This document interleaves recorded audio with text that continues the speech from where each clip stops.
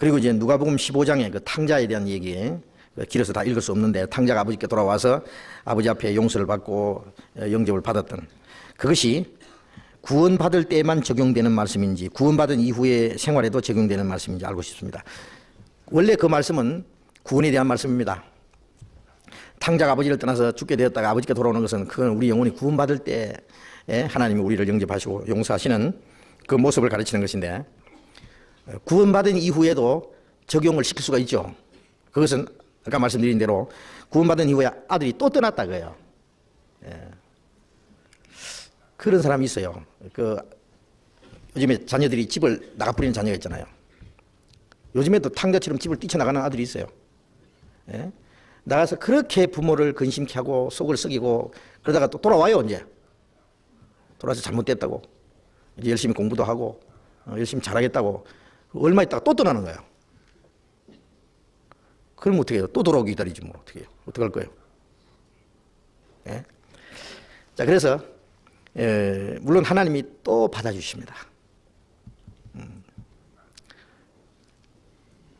그래서 그 회개라고 하는 것이요, 근본적인 회개가 있고 부분적인 회개, 우리가 이해하기 쉽게 그 두 가지로 구분할 수 있어요. 근본적인 회개는 우리가 구원받을 때 탕자가 아버지께 돌아가서 아버지 품에 안기는 그것이 근본적인 회개입니다.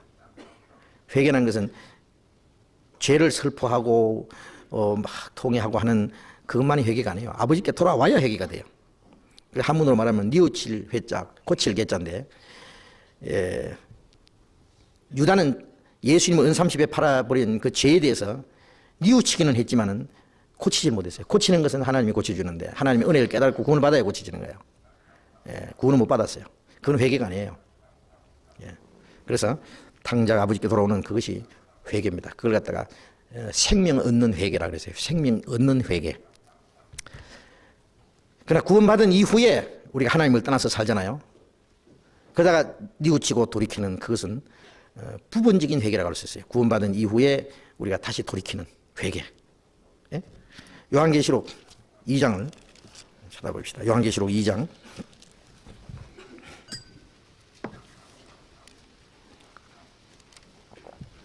요한계시록 2장 2장 4절.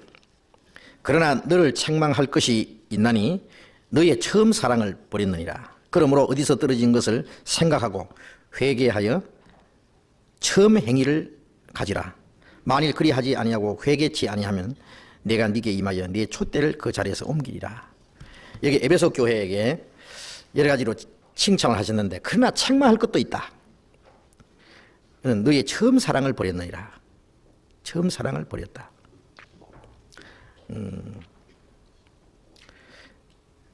사람들이 그 남녀가 사랑하고 결혼을 했어요.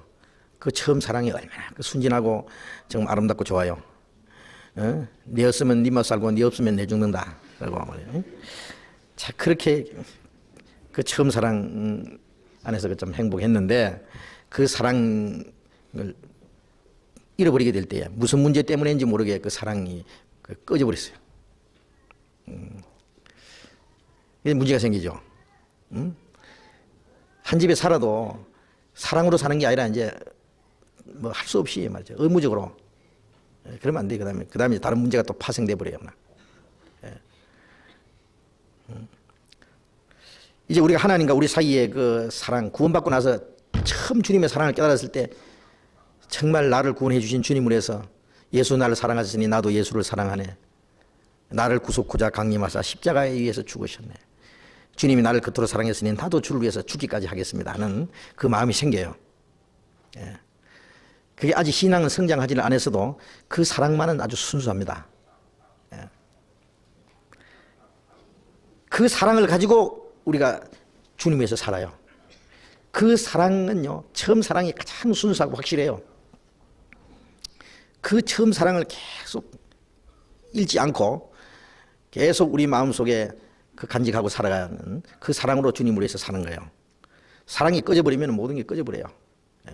큰 공장의 기계가 말이죠. 육중한 기계가 전기 스위치를 쫙 넣으면 윙 쿵당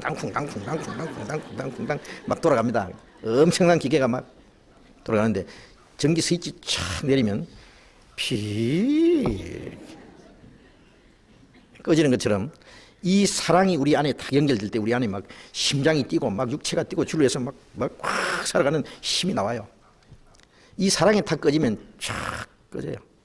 주님에서 살고자 하는 마음도 없고 주로 위해서 희생할 마음도 없고 뭐 고생할 마음도 없고 주로 위해서 수고할 마음도 없고 아무것도 없어져요. 맹맹해져요. 사랑이 꺼져버리면 형제를 사랑할 마음도 없어지고 용서할 마음도 없어지고 그러니까 믿게 되죠. 그 다음에 이제 육신 보이죠. 싫어져요. 그 사랑이 꺼져버리면 모든 것이 스탑입니다. 에? 그런데 이 사랑을 잃어버렸다 이게 큰 문제잖아요. 그리스도인들도 그 주님의 사랑으로 서로 사랑하는데 그 사랑이 꺼져버리면은 그 성령의 사랑, 주님의 사랑 대신에 인간적인 사랑으로 이제 변합니다. 이제 그 다음에는 인간들끼리 똘똘똘똘 뭉쳐요. 끼리끼리. 그리고 이제 서로 어떤 곳에는 사랑하는가 싶으면 어떤 곳에는 미움과 질투가 생기고 문제가 생겨요. 그 주님의 거룩한 사랑이 인간적인 사랑으로 변질돼 버려요. 성령으로 시작했다가 육체로 마친다는 말처럼. 처음에는 즐거운 마음으로 했다가 나중에는 막 억지로 의무적으로 이러는데 자 그게 왜 그래 됐는지 어디서 떨어진 것을 생각하고 회개하라 그랬잖아요. 회개하고 처음 행위를 가지라. 처음 사랑에서 나오는 행위를 찾아라 그랬어요. 그거 회개예요. 그것도 회개입니다. 어디서 떨어진지 그 이유를 찾아야 돼요. 어떤 사람은 좋지 못한 취미 때문에, 어떤 사람은 무슨 이성 문제 때문에, 어떤 사람은 돈 문제 때문에, 어떤 사람은 뭐 하찮은 어떤 문제 때문에, 주님 앞에 불순종하는 문제 때문에 그 죄가 들어오죠.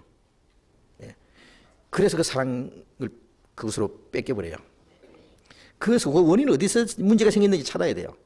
기계 고장이 나면 이게 어디서 났는지 쫙 점검하잖아요. 건강 이상이 생기면 쫙 그 종합 건진을 받아가지고 어디서 문제가 생겼는지 그게 그걸 문제를 발견해가지고 그걸 고쳐야 돼요.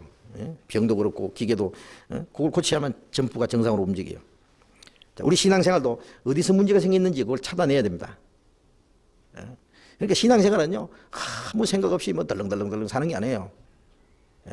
항상 세심하게, 항상 우리 몸의 건강을 체크하고 또 어떤 기계는 항상 그 고장이 나지 않도록 약간만 이상하면은 그걸 다시 기름을 쳐주고 아니면은 부속을 바꿔주고 뭐 전부 새로 뭐 헐거운 것은 조여주고 계속 그 점검을 해 나가듯이 우리 신앙생활도 계속 점검해주고 느슨해진 것은 조여주고 안 돌아가는 데는 기름 쳐주고 뭐 어떻게 또 깨소리 넣어주고 이렇게 막 항상 정상 가장 그 정상적인 상태가 되도록 유지해 나가듯이 우리 신앙생활도 항상 점검하고 하지 않으면 자기도 모르는 사이에 어디서 문제가 생겨버려요.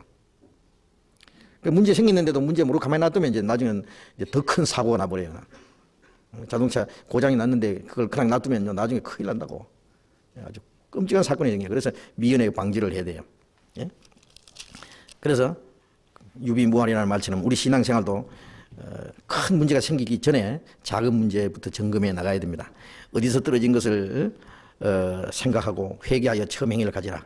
만일 그리 하지 아니하고 회개치 아니하면 내가 네게 임하여 네 촛대를 그 자리에서 옮기리라.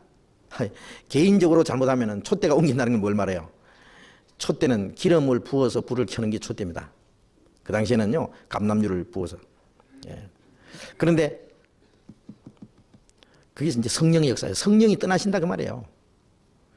교회적으로 무엇을 죄가 들어와서 이걸 회개하지 않으면 성령이 아주 교회적으로 떠나는 수가 있어요. 그럼 껍데기만 남아요. 그냥 인간들끼리 모여서 아무리 뭐 기도하고 뭐 찬송 부르고 뭐 교제하고 해도요 하나님과 아무 상관없는 껍데기만 남게 돼요. 자, 그래서 만일 회개치 아니하고 끝까지 그러면은 촛대로 옮긴다. 우리 개인이 하나님이 우리를 통해서 일하고자 하시는 게 있잖아요.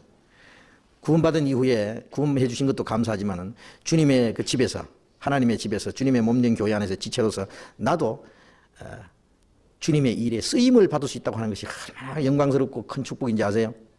아무 쓸모없다고 하는 것처럼요 한심한 게 없어요. 불쌍한 게 없어요. 그런데 이 촛대를 옮긴다는 것은 쓸모없는 인간이 된다는 얘기입니다. 쓸모없는 개인이, 그 다음에 하나님 앞에 아무 쓸모없는 교회, 관계없는, 구원받은 사람도 그렇게 될 수 있다는 얘기입니다. 그렇지 않으려면 우리가 하나님이 보시는 우리의 마음속에 생활 속에 있는 죄를 차단해서 버려야 됩니다. 그리고 돌이켜야 됩니다.